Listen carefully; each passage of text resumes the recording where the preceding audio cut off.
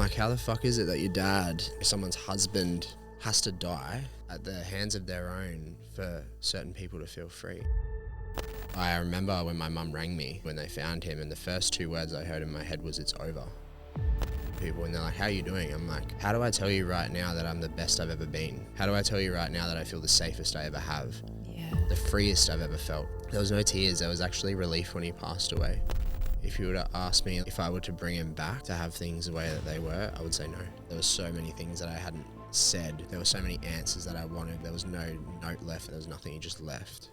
The whole situation with my father's death has been riding through grief almost in reverse. All the hate that I felt and all the anger I felt was love. It was love that was just unable to be felt and unable to be spoken. It was fucking hard.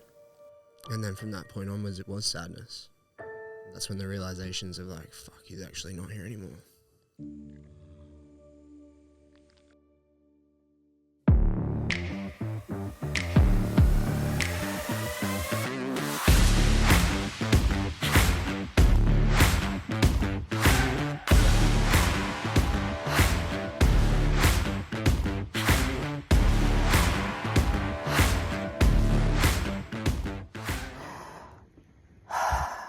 Welcome back to another episode of Beyond Your Breath. I am one of your hosts, Shani.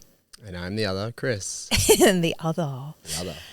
I'm going to ask Chris some deep questions today, and we're just going to have a conversation around a really dark and vulnerable time of your life. Hey, babe.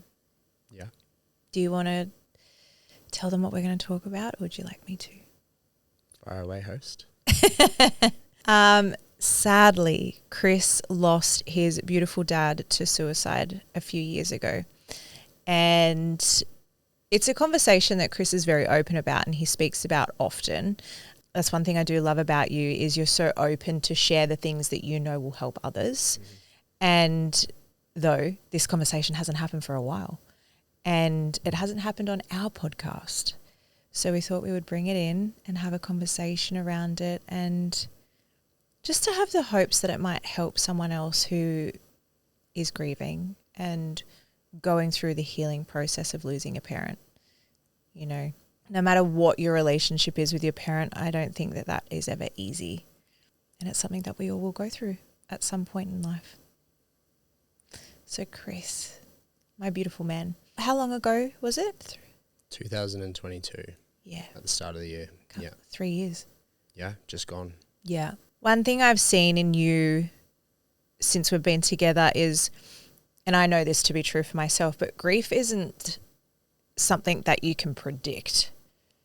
It just happens. And, you know, the tiniest little triggers can happen at any moment.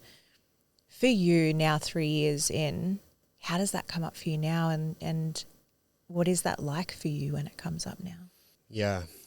The grief that I experience around my father is what is categorized as complex grief, because our relationship it was up and down.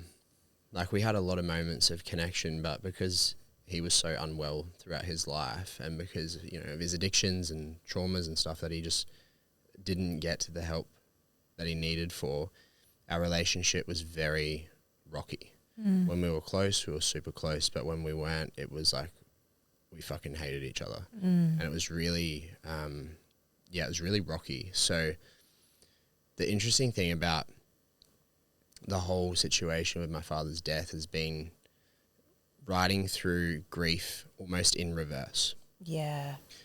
And, you know, for the first year, not even crying a tear. Like not one.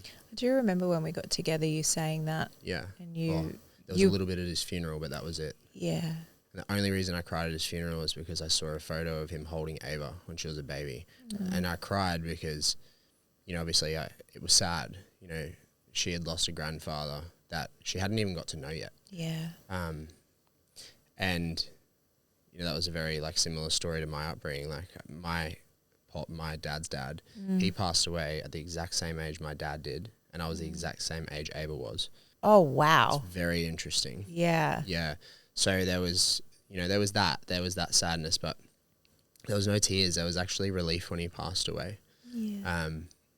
Because, you know, unfortunately, just due to the mental health struggles that he was facing and the demons that he was battling and, you know, addiction as well to hard drugs, he was quite unpredictable. You didn't really know what you were going to get with him.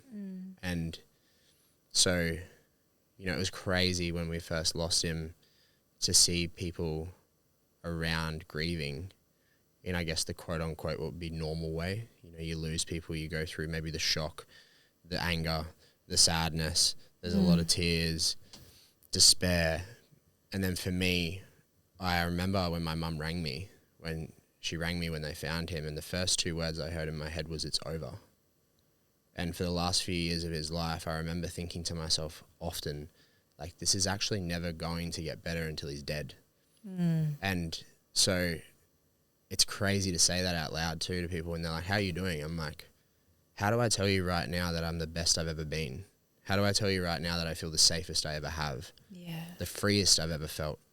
It was such an interesting situation. So it was hard to deal with my process of grief too, because if you didn't know me, if you didn't know my family, if you didn't know what was going on behind closed doors, it was the most insane tragedy. And it still was. It was still an absolute tragedy on how things went. But on our side of the fence, you know, for not just me, a couple of other family members, it brought freedom. Yeah.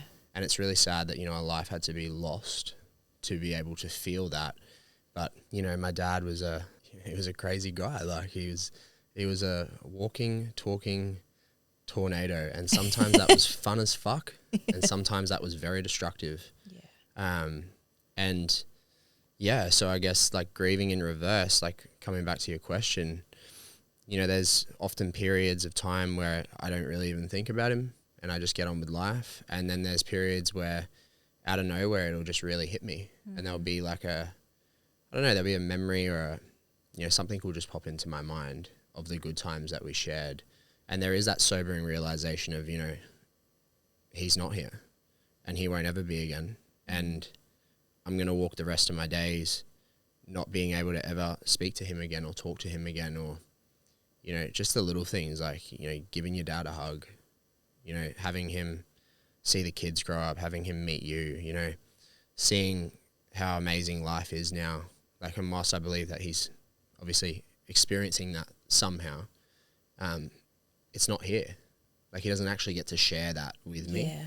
So there are moments where, you know, it'll just come on like a steam train and it'll be really sad to think that, you know, he isn't here for so many of these magical moments.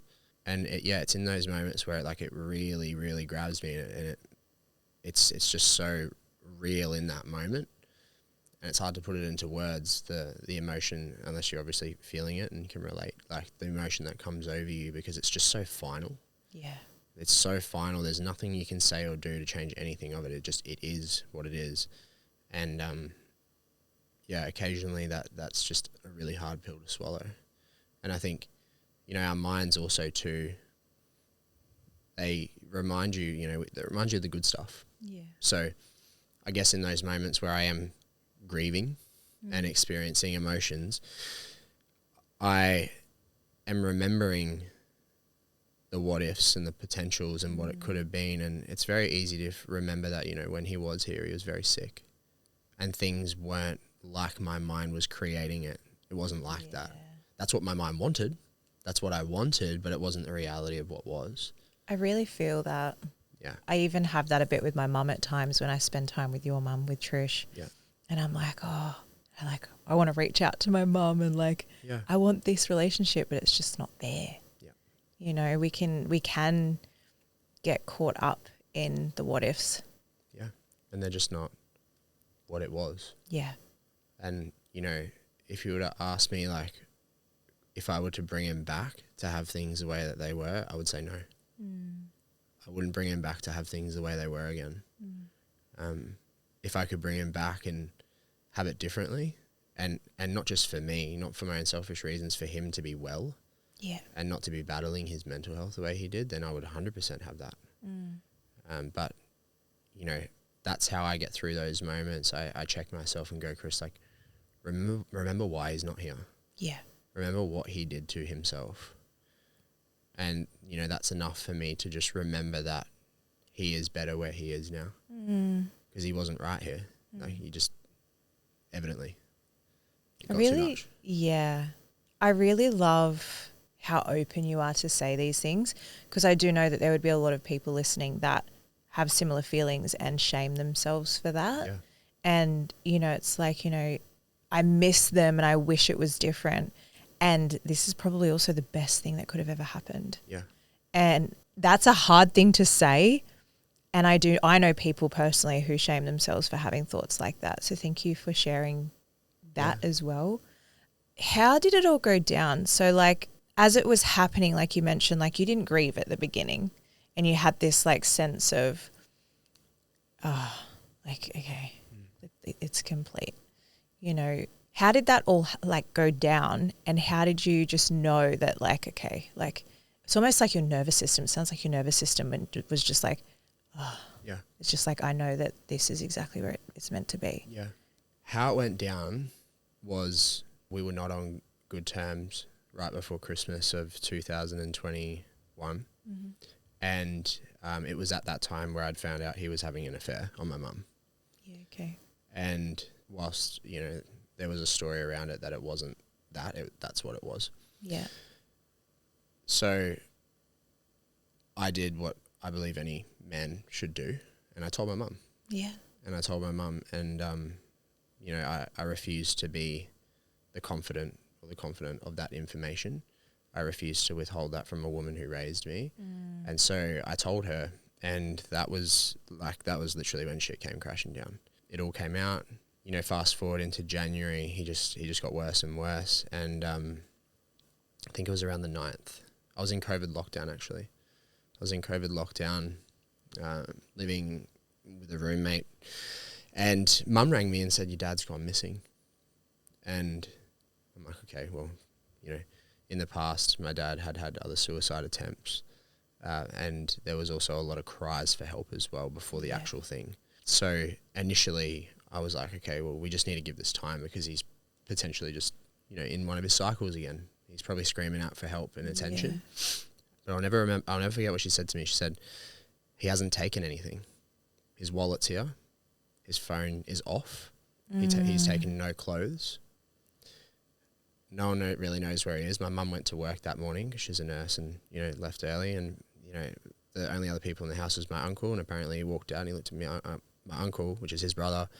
And he goes, I'll see you soon, mate. I'm just popping out. And he never came back. He drove his van off. Right. And so, you know, my uncle was also like, well, I don't know. Like, you know what's going on. So anyway, you can't really do anything until 24 hours with the police to file missing persons. So I remember saying to mum, well, you know, just got to keep trying him. And at the time, you know, him and I were not on good terms at all, so we weren't talking. And 24 hours went by, woke up the next morning, and I was still a PT, so I remember I was taking client sessions on camera, and my mum rang me. She goes, he's still not here. He hasn't come home. And that's when we found an empty bottle of Rohypnol in the bedroom, the spare bedroom. And that bottle of Rohypnol was prescribed to me when I went through a mental breakdown and I couldn't sleep. They were trying to get me to sleep on so many different things. So they literally, my dad took me to the GP and was like, he needs something stronger, like, and basically got the doctor to give me roofies. Gave you roofies. Wow, I didn't know that part. He got it over the line for me in a way. Like, he went to the doctor and he's like, I've been here before. The only thing that ever got me to sleep was Rohypnol. Wow. So I got prescribed a bottle of Rohypnol. And I remember when I was in my mental breakdown phase, I remember taking one that night. I remember texting him being like, I'm really nervous to take this, Dad. And he's like, just take it and just go to sleep, mate. And you know what's fucked up? It still didn't knock me out. Yeah, you were probably so nervous. It still didn't knock me out. I remember getting up, stumbling down my hallway and like throwing the rest of them in the bin that I had there. I only had 2 because he gave me 2 of them and he goes, I'm taking the rest. I'm going to hold them because they're strong. Little did I know he was using them. You know, that was when I really knew that he had left that there because he was quite secretive. Like, addicts are secretive. Yeah. They hide because they're in shame. They don't want people to know they're using stuff. But he left it out in the bin, empty. And that's when I knew it was serious. He hadn't been home. no clothes or nothing taken. And, so filed the missing persons report. Another day went by, and again, next morning, taking client sessions from home on the laptop, and mum rang again, but I couldn't answer it. And, I remember like getting on the other side of the session with my client and then calling her, and she just screamed down the phone. She's like, he's gone, Chris, he's gone. And she was just screaming. And I just went into like, at the time I went into like the full like, well, I need to go and be there for my mum. So I'm like, where? And she's like, he's in the creek. Like he's in a creek. He's face down in a creek. And I went, fuck, okay, which creek? Because I was living in Thornlands at the time, Thornside, which is right next to Tingalpa Creek. And he had tried to take his life there once before. So I'm like, fuck, is he literally down the road? But no, he had literally taken his life in a creek like right near where we lived. Family home, in a spot that he literally said to my mum, like, a couple of weeks earlier or a month earlier or something, when he was in a state, like, you might find me down there one day. And it was the only spot where people didn't look. And she's like, he's gone. And so at that point I was like, fuck the isolation period of COVID. Of course. I'm going. Yeah. I wasn't even sick anyway. Yeah. And so I would have done the same thing. I drove, and there was only a couple of people I rang along the way, and the first one was my best mate, Tay. And because obviously he was concerned that he was not around and missing. And I said to him, he's gone, mate. Like, he's dead. And it was just like this deafening silence. And I just remember driving there, no radio on, no nothing. It was just quiet. And, as I mentioned before, like the first thing I heard in my head was, it's over. There was that feeling of like, oof, that was it. Like it was final. And, so like drove to the site, and obviously the closer I got to it, the more the feelings of anticipation kicked in. I'm like, fuck, what am I going to see? What is this going to be like? And, there was just ambos and shit everywhere. There was cops everywhere. And I wasn't allowed to see him purely because of the state of his body. He wasn't that recognizable anymore. Yeah. And it was funny because one of my childhood schoolmates, his mum was a detective on scene. Oh, I didn't know that. Yeah, and she obviously knew our family, and she said to me, she's like, Chris, you don't want to see him. Like, you don't want to. And parts of me wish I did, but then I'm kind of glad that I didn't at the same time. I can imagine there would be like a bit of a glad not to see the sight, but also like you just want to have that last moment. Yeah. I got enough from my mum. I was able to paint a picture in my head of like... Did she see him? Yeah. Oh, gosh. Yeah, she did.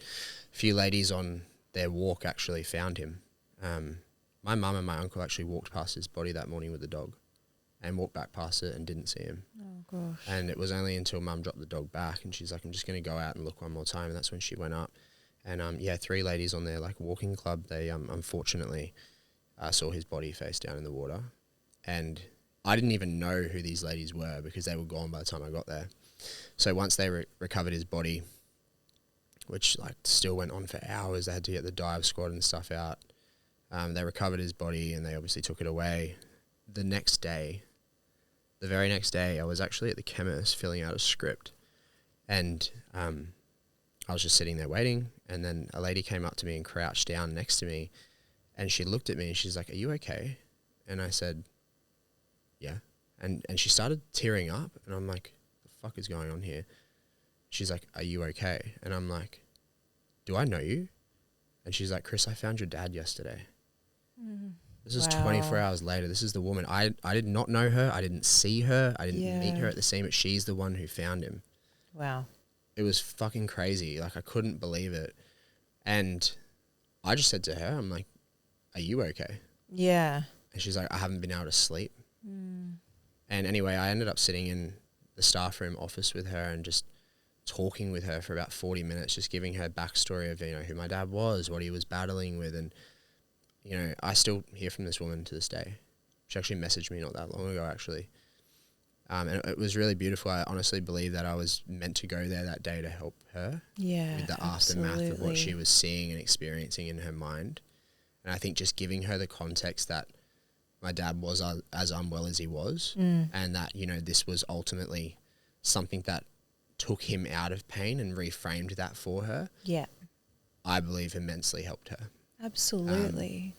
So there was that feeling of whoosh, and following on from that, there was this massive feeling of just freedom, like a freedom that I had never ever felt before. And I started watching my mum, even though she was grieving, like she was free. Like she was free. And I remember her having one of her friends over, and they were like having a laugh, and not too much after Dad had died, she had a friend in her life that was really supportive. And yeah, it was just, yeah, there was people that were just free. It felt like people were free. And that was such a mind fuck. It would have been. I'm like, how the fuck is it that your dad and, you know, someone's husband and a brother and a son has to die at the hands of their own for certain people to feel free? But the truth was that, you know, there were periods through my childhood where he would, you know, have arguments with my mum, and he'd be under the influence, and like things would just be so crazy. And I honestly thought that he was going to kill us. I honestly did. He had guns in the house because he shot skeet, but I'm like, yeah, it wasn't uncommon for me to have thoughts of like, fuck, he's going to put a bullet in himself, and he's going to put a bullet in me. And I sat so many nights in my house, in my room when I was, you know, a young child, thinking that I might die. And so I think, you know, after doing work with my therapist around the complex grief of it, she really made me realize like how fucked up that was to have those types of thoughts. And so then feeling, you know, it all come to an end, that was the reason why I felt free. Of course. It was like there was no longer this lingering threat or this ticking time bomb that was ready to explode. And I'd spent a long time trying to help my dad. Like, you know, from about 13 years old, he would take me out to lunch, and I would literally be his coach. Yeah. He would sit down, he would tell me things that were wrong in the marriage. He would tell me that he was depressed. He would tell me that he doesn't see the way out anymore. And I tried so hard for years and years and years and years and years to help him see the good in things and help him see the light. And, you know, I honestly, now looking back, think that, you know, my experience with him, although not great at the time, created the type of coach I am today. It's literally just thinking that, I'm like, you've been a coach for a lot longer than you've been qualified to be a coach. Since 5-6 years old, mediating parents. Yeah. Mediating them. Yeah. As to why they shouldn't keep fighting. Yeah. Negotiating. Yeah. From 5-6 years old, right? Like, so as a result of all of that, the upside is I know people. Yeah. Like I know people. I know how to be with people in the depths of their things. And, you know, there's not many things that people can tell me or say to me or show me that shock me. Oh yeah, especially after that experience with It's your dad just too. like, and I would also say that to my clients when they're like, I can't speak about this. I'm like, there is nothing you can say to me that will shock me. Absolutely. And, you know, that's also been so amazing for clients to be like, fuck, you know, this guy has experienced some pretty fucking crazy shit. So I can speak openly. It's that permission piece, which Yeah. is why I love that we're doing this podcast. Yeah. You have seen and witnessed some pretty horrific things. You know, you just shared something that's quite horrific. How did you heal, or begin your healing at least, when the emotion came up for you? Because obviously it didn't happen straight away. Yeah. Like you mentioned. When it did start to happen for you, how did you start to process all of that? Yeah, I think for a while it was just like I was very numb to it, you know. And I remember like wanting to feel, like I want to cry. Probably because, like for me, I'm like, if I had a sense of relief, I would be so ashamed to feel that sense of relief. So I would push the relief down, which would also push the grief down. Yeah. That's kind of how I look at it. Yeah. I mean, I was pretty open about the relief I was feeling because, you know, not everyone's experiences are the same. And I'm like, whatever's taboo just needs to be spoken about. People kill themselves every day. Yeah. You know, I've had many people in my life kill themselves, great friends, my own father. So, you know, I've always been very open about it. And like I accepted, although it was hard initially, I accepted that my experience is what it was. Yeah. And so when people would say to me like, how are you feeling? I would say, I'm actually really good. And if they looked at me weird, I'd be like, this is why. Yeah. And I wouldn't give them the whole story, but I'd be like, you know, we didn't have a great relationship. Yeah. So, I wanted to feel more. I remember thinking like, I just want to fucking cry. Like I just want to cry. I just want to feel like I missed someone. And what actually first started happening was once I came out of this feeling of like relief and maybe like nothingness, I started getting really angry. I started getting really angry. So there was so many things that I hadn't said that I wanted to say. There were so many answers that I wanted, there was no note left. There was no suicide note. There was nothing. He just left. There was so much anger. And, it was around that time too that I was discovering breath work. And so a big piece in the healing for me was breath. It was learning how to use my breath through the different emotions that I did feel during grief. So if I was angry, having the awareness of, okay, I need to move my body here, and I need to slow down my breathing here, and I need to create some coherence within myself so I can, maturely deal with this so that this emotion doesn't explode out onto other family members, or my children or, things like that. And I didn't get it right all the time. I didn't get it right. There was moments where, it did engulf me, and grief can. Like it can just consume you so quickly at some points. And so I was very fortunate that I, not long before losing him, had found breath. And it was almost like it was sort of plotted in my way for a really great reason. So I used a lot of breath, and I used a lot of nervous system regulation, and I just allowed my body to feel things. And I would book in regular breathwork sessions. Maybe I'd go to a workshop once or twice a month or once every 2 months, and I would just breathe and process and breathe and process.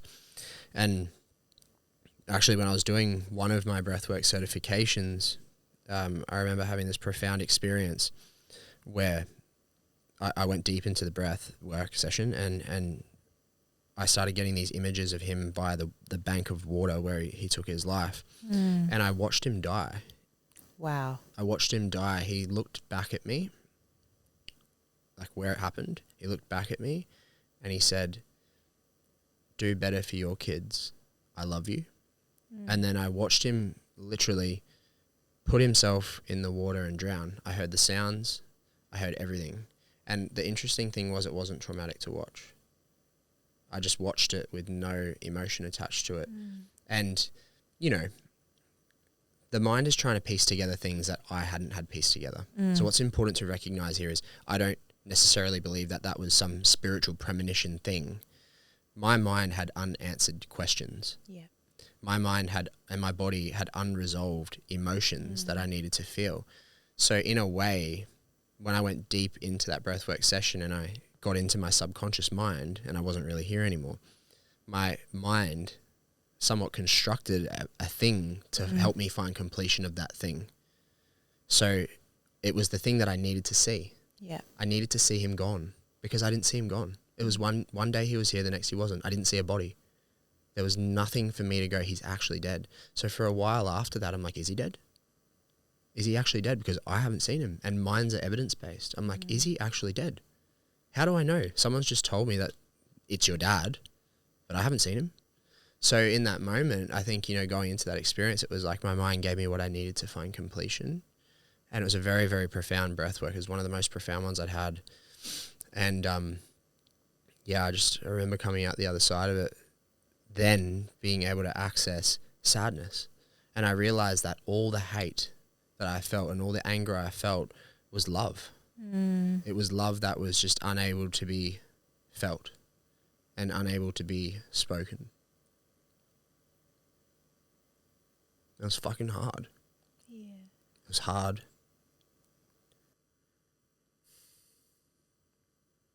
I love you. Love you too. And then from that point onwards, it was sadness. That's when the realizations of like, fuck, he's actually not here anymore. Yeah. Set in. Yeah. And to be honest, it's like it's been like that since. Yeah. I have waves now where, you've seen them. Yeah. It just pops up out of the blue. Yeah. It's like we can just be in conversation and something drops in and it's just like, whoa. And it's really strong. Yeah. And so now, more than ever, I can actually say that like I do miss him. That relief has sort of like subsided now. And, you know, I'm really at a place in my life where everything I do as a father, as a partner, in the business that we're creating is to help people not have to go through that. Yeah. I really love when you share at our trainings, you know, Chris teaches breath work in the most amazing way that is scientifically backed, which is unusual currently in the breathwork world. And something that he also does is he helps you to tap into why you're doing what you're doing, why you're in that room, and this is a part of your why. And it's not like the why is in like the why is in just gives me my purpose. No, like what hurt you? Yeah. Why? Yeah. It goes deeper than that. Like on the surface, it's, you know, we certify breathwork facilitators and we help them build their businesses. But, you know, for the longest time, I was working directly with the people on their pain. Yeah. And now the way that we're impacting more people is to certify people to help more people. So, you know, now it's, you know, teaching the thing that's going to impact millions of lives more than I could ever reach on my own. And furthermore to that, when people are able to create a business or just even, you know, offer this in some way and know that they're creating some change in society and helping some people in society, there's this ripple effect outwards that, you know, helps adults that are struggling, which, you know, I've said this so many times, then that helps create healthier relationships with themselves and in partnership. And then that means that if they then have children, already have children, they have healthier, stabler homes. Like it's stable there. And so in a way, this is giving back to the little Chris who feared for his life and had no safety and stability at home, because I'm like, if I can help the people that raise these little people be better, then we have children who grow up to be more healthier, emotionally mature and intelligent and more safe in their emotions. Yeah. I honestly have not felt safe in my emotions for the largest part of my life. So coming through that now and learning to be more safe in my emotions is something that I just want to pass through to generations to come. So, you know, I believe that we all have a way of communicating and delivering and translating our purpose, and breathwork is just the vehicle for me. Yeah. That's how I'm doing it right now. Yeah. Will it be like that forever? I don't know. You know, life changes and evolves, but, you know, out of everything that I've ever done, you know, looking at the breathwork space and the personal training space and the life coaching space, you know, I've touched so many lives in a positive way through breath, and it's just so powerful. It's undeniably so powerful. Yeah. And so for me, it's just, you know, how can we give this to more and more people, not just to purge through their trauma and, you know, release themselves of what holds them back, but also too, you know, as a tool for day-to-day life to control your states. Yeah. To be able to, you know, work with your emotions rather than push them down, you know, to be able to get to a place where your nervous system's not so tapped out that like any little thing just spills you over the edges and starts creating behavioral patterns out of survival that are not reflective of who you actually are. So, you know, it's like what hurt me, and that's what hurt me. You know, what hurts me still is being 27 years old and losing my dad. You know, and knowing that I've got the rest of my life without that. And, you know, other friends and stuff like that who have taken their life. It's like, that's what hurts me. People feeling so fucking sad, depressed, shameful, or like they just don't deserve to have an existence here, that they go and take their lives. That's what hurts me. So then this is how I choose to help. And I'll continue to choose that. Yeah. You mentioned before, you know, like you used to work one-on-one and help people directly with the transformation. Now we certify people to do that. But yes, we do that. And we also see incredible transformations within our room too. Massive. You know, you come and do the training and you're also breathing.